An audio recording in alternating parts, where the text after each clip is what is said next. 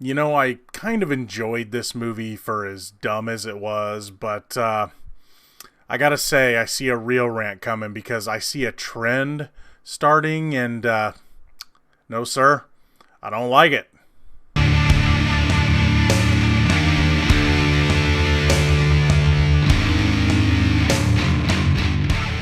Hey everybody, what's going on? Welcome to an all-new Talkin Movies. As always, I am your host, the real Geno Reynolds, and today we're going to be talking about what I have been calling Rideshare the movie.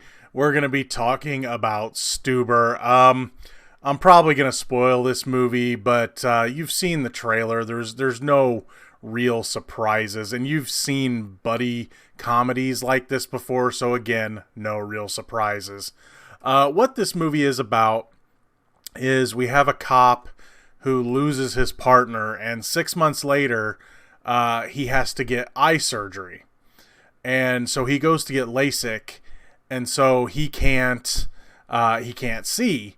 That being said, on that same day, he gets a tip to find the criminal that killed his partner.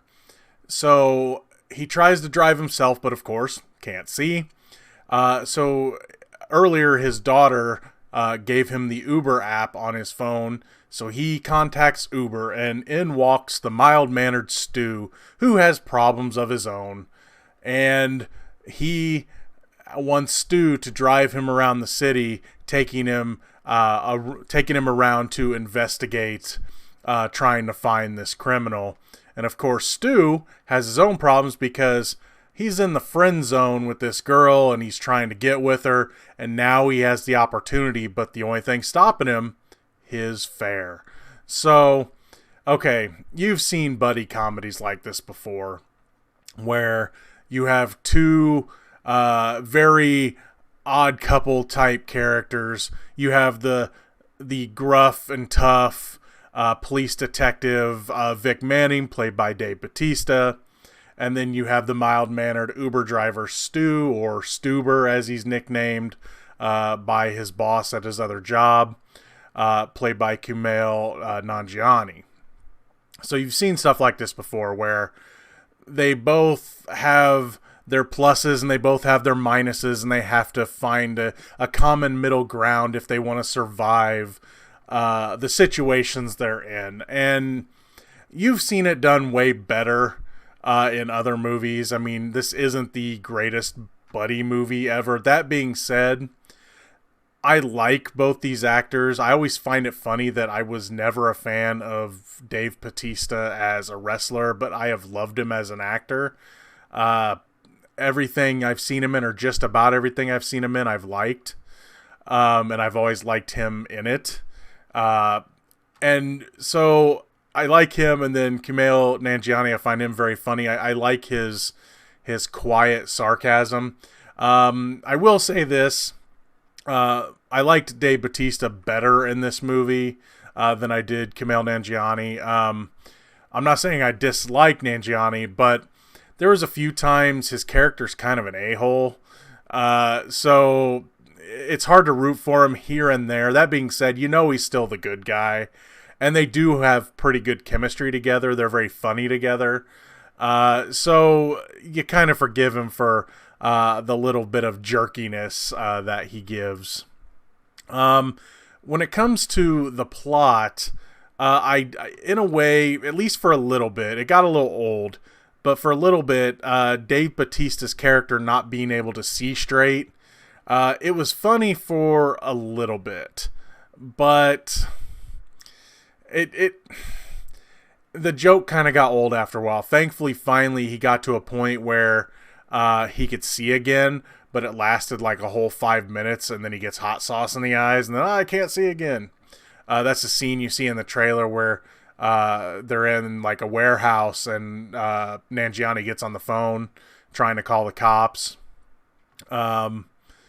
And that's sriracha all over them. They're in a sriracha factory. So then again, though, they have good chemistry. So I kind of I enjoy it, but Dave being blind for a lot of the movie, him tripping over stuff gets kind of old after a while. That being said, he's still very funny, so you kind of let it go. When it comes to the plot, though, you have you know exactly where this movie's going to lead. I predicted the end after seeing the trailer. The end, it's like, okay, I think this is going to, A is going to be here, B is going to be here, these two people are going to be together, all that kind of stuff. You see it coming a mile away. That's okay, though. And you know who's going to betray who. You just kind of know where everything's going to lead to. You know that the two are going to find the common ground. The two are going to end up being good friends. They do the whole thing where Dave Bautista's character can never remember Stu's name until it's important. Things like that. So you got this plot going on, and again, it's just real obvious, but the comedy is leading it, and that really worked for me. It's just, I like their interactions throughout the whole thing. As stupid as the situations get. I mean, they go to a male strip club. They go to it's almost like a Dick's Sporting Goods or something like that, or a Cabela's, where Stu works at when he's not doing Uber driving. Wherever they go, just the two of them together make the whole thing work. Makes the whole thing work for me. But again, that the girl that Stu likes, he's going to end up telling her how he feels, but saying we can't be together because you don't like me that way. You're just using me here and there, even though she's not a terrible person. That Stu and the daughter are going to end up together, and Dave Bautista's daughter are going to end up together. You know that Dave Bautista's going to find his sensitive side. You know that Stu is going to find his man up side. The villain's going to get it in the end. One thing I did like about this movie, though, is they make fun of action movie tropes. And then, they talk about, jumping in front of a bullet to save somebody and things like that. Just different, throwing gasoline and blowing it up with your gun. And Dave Bautista's character's like, this stuff don't work. But then some of them work and some of them work in different ways. Throughout the movie, the gas can scene that they show in the trailer is really funny when you see kind of what really happens. It's really ridiculous, but I loved it. Again, the movie isn't great. It is a dumb movie. I wouldn't say rush to the theater. I wouldn't say get a lift to the theater to go see it, but it's a solid rental if you want something just stupid and funny. If you didn't have the chemistry between Nanjiani and Dave Bautista, the movie wouldn't have worked. But I really like their chemistry together, and that's really what carries this movie. Because again, the plot is very, it's very unoriginal. You've seen most of this before. They haven't had a ride-sharing thing before, but now it's becoming a trend, and I'm probably going to have some more to say about that maybe later on, maybe sometime next week or so.